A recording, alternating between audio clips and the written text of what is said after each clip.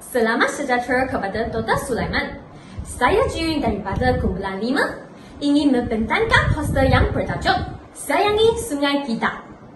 Ahli kumpulan kita terdiri daripada Nur Hawanis, Nazira, Nur Nazira, Nancy, Dan Hui Qi dan saya Chan Ji Yun. Sebab memilih tajuk pencemaran air adalah kerana sikap manusia yang tidak bertanggungjawab terhadap alam sekitar, kemalasan dan keabaian manusia dan kebubusan hidupan akuatik. Selaras dengan sebab pemilihan tajuk, tujuan poster ini adalah untuk membangkitkan kesedaran masyarakat dalam menjaga kebersihan alam sekitar dan mengenal pasti punca-punca menyebabkan pencemaran air dan mengatasinya. Tahukah anda, menurut Wikipedia, ada kira-kira 1,275 jumlah sungai yang berada di seluruh Malaysia. Ini termasuklah sungai-sungai besar yang telah menjadi tarikan para pelancong ataupun penduduk di Malaysia itu sendiri, sungai-sungai yang terdapat di kampung-kampung dan juga sungai-sungai kecil yang berada di tepi-tepi jalan. Akan tetapi, terdapat kira-kira 80% sungai di Malaysia ini telah tercemar. Menurut pensyarah Pusat Pengajian Sosial, Persekitaran dan Pembangunan Fakulti Sains Sosial dan Kemanusiaan, Universiti Kebangsaan Malaysia, UKM, Prof. Datuk Dr. Muhammad Ikhwan Toriman telah mendedahkan bahawa kebanyakan sungai di bandar-bandar ini kehilangan keupayaan ekosistem mereka untuk membekalkan air bersih, memproses kumbahan dan juga mengekalkan produktiviti mereka kerana pembangunan pesat di kebanyakan bandar-bandar ini. Beliau juga berkata, malah ada sungai yang berada pada tahap kritikal kerana dipenuhi dengan sampah sarap, terutamanya plastik, botol-botol, tayar terpakai dan juga ia membentuk pulau kecil yang telah menyebabkan air sungai hitam dan telah mengeluarkan bau yang busuk. Oleh itu, sebagai rakyat Malaysia yang prihatin, kita haruslah menjaga kebersihan sungai kita agar tidak tercemar. Hal ini kerana sungai-sungai ini memberi banyak fungsi kepada manusia. Akan tetapi, jika kita tidak menjaga kebersihan sungai-sungai ini, ada kemungkinan kehidupan akuatik di dalam sungai-sungai ini akan mati dan mungkin mereka akan pupus di masa hadapan. Apakah punca-punca pencemaran air? Aktiviti pembalakan. Pembalakan yang dijalankan akan menyebabkan hakisan tanah. Apabila hujan, hakisan tanah tersebut mengalir masuk ke dalam sungai dan menjadi mendakan. Mendakan ini akan mencetekkan lagi paras air sungai dan mengeruhkan lagi air sungai. Punca yang kedua adalah kegiatan dalam pertanian.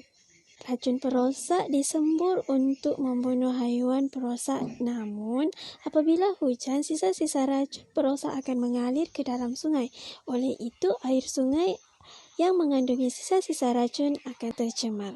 Yang ketiga adalah sisa bahan buangan kilang seperti sisa toksik yang dibuang ke dalam sungai oleh pihak yang tidak bertanggungjawab. Pembuangan ini dianggap mudah kerana tidak memerlukan kos pelupusan. Namun, ia mencemarkan air. Yang terakhir, bahan buangan domestik. Sebagai contoh, seperti sampah, minyak dan najis. Apabila bahan buangan domestik ini dibuang ke dalam sungai, maka air akan menjadi keruh, bergeledak dan kotor.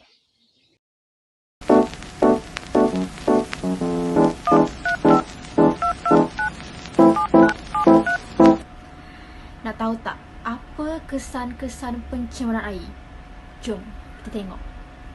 Kesan yang pertama ialah risiko kepada penyakit kulit yang akan menyebabkan kepada kanser kulit, iaitu kanker kulit dan lensi kulit.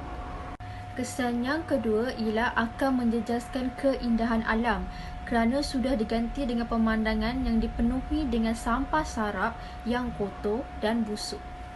Kesan yang ketiga akan menjejaskan kehidupan akuatik, contohnya seperti ikan, sotong, ketam akan mati disebabkan tercemarnya air. Pertumbuhan plankton juga akan terbantu disebabkan oleh pencemaran air.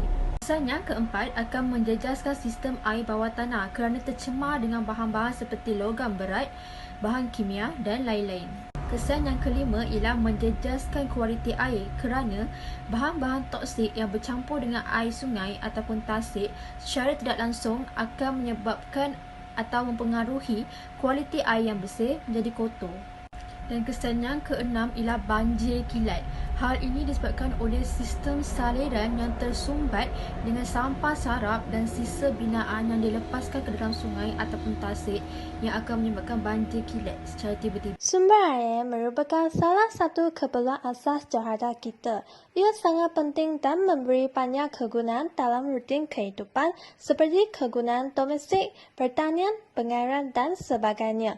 Contohnya, saya menggunakan sumber air untuk minuman, mencuci dan menyiram tumbuhan.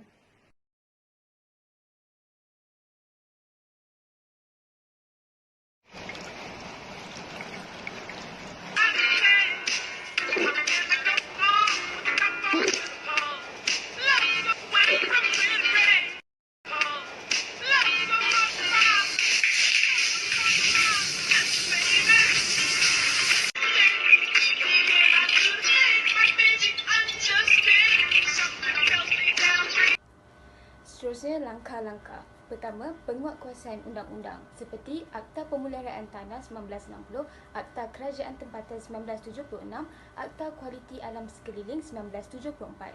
Seterusnya, mengadakan kempen kesedaran bagi memupuk kesedaran sejak kecil di bangku sekolah.